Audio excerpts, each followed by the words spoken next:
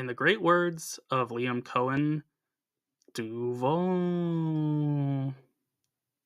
Before we get started on the video, the only housekeeping is that everybody had to play 500 snaps or more, unless they played like 495, in which case I was like, that's close enough. And there's no positional value. So it's strictly who the best players are. And to start out at number 5, we have Foyesade Oluokun, who was the 15th best coverage linebacker according to PFF. And remarkably, he was also 15th in stops for linebackers if he would have kept his rate for 17 games. He was injured for part of the season. So he was remarkably consistent. He's also a tackle machine. Like, any year that he's healthy, he's getting like 100 plus tackles, which tackles don't matter as much as we like to think because, you can get beat on a play and then make the tackle, and it's like, that's a tackle. You can make a tackle for loss, and it's like, that's a tackle. But Oluokun, he's all over the place, and that's a good thing for a linebacker. He can definitely do a little bit of, matching tight ends deep down the field because he's athletic. He can also, stick with running backs into the flat. He can, cover wide receivers to an extent. So you're not like he's going to be man coverage against them, but he's going to be able to, play his zone in a respectable fashion against them. And then, of course, with the 15th in stops, if I didn't say stops are a way of evaluating tackles for how valuable they are to the defense. So if you get a stop, say on first down, it might look like it's 1st and 10 and you get a tackle for a 3-yard gain. That could be a stop. Or if you get a tackle for a 7-yard gain on 3rd and 20, that could also be a stop. So it comes in a variety of shapes and sizes, and Oluokun was really good at racking them up. Trevor Lawrence is number 4.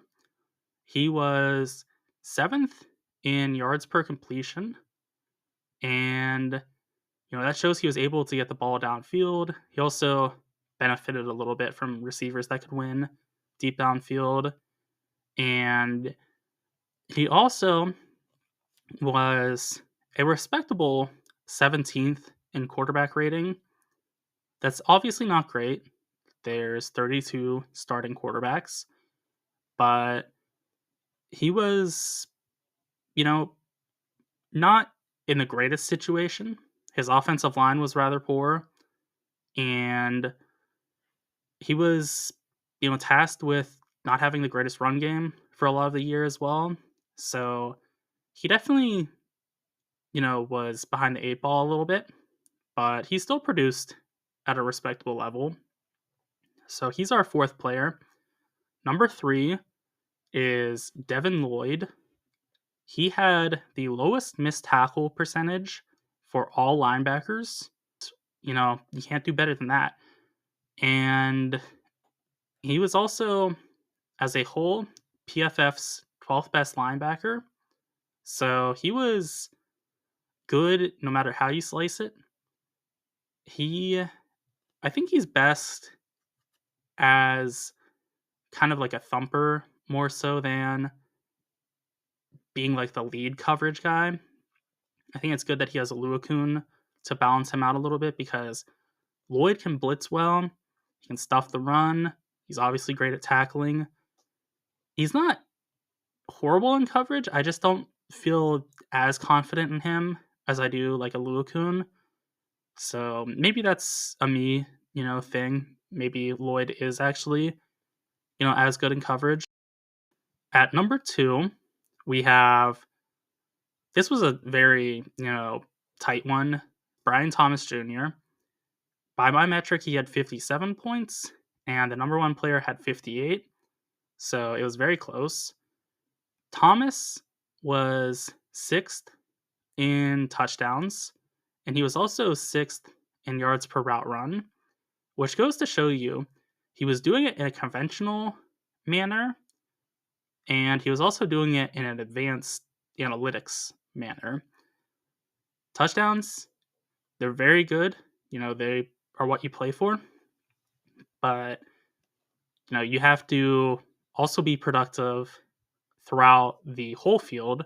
That's where analytics really kind of like value most, is like the per route run efficiency. And he's got that absolute ridiculous athletic ability to him that that's going to help him a lot just inherently. But he also seemed really refined in his route running. Like, he wasn't just getting by on being bigger and faster than people. That definitely helped, but it was other things as well. And number 1 is Josh Hines Allen. He was tied for 10th in pressures for edge rushers, and he was also good against the run. Hines Allen was 23rd in stops for edge rushers. So again, he was making tackles in big ways. It may seem weird to you that Hines Allen is ahead of Brian Thomas Jr., as Thomas Jr. was, 6th in 2 stats, and Hines Allen was 10th and 23rd in 2. But it's not a one-to-one thing. There's a lot of other metrics that went into this, and there was, like some discrepancies between where a wide receiver would rank in totality and where an edge rusher would. Not like positional value wise, but just, maybe say Allen's the 10th best edge rusher. He may still be better than the 6th best wide receiver just because of the way the talent is distributed. So it's a little bit weird, I'll admit, but you can't go wrong with either guy, for sure. Like I said, it was very close in their rankings, and both players are insanely good, insanely athletic. So, that's something nice to build on for the Jags. Those are my thoughts on the top 5 players for the Jaguars. Be sure to let me know what yours are in the comment section, and also be sure to like and subscribe for more football content.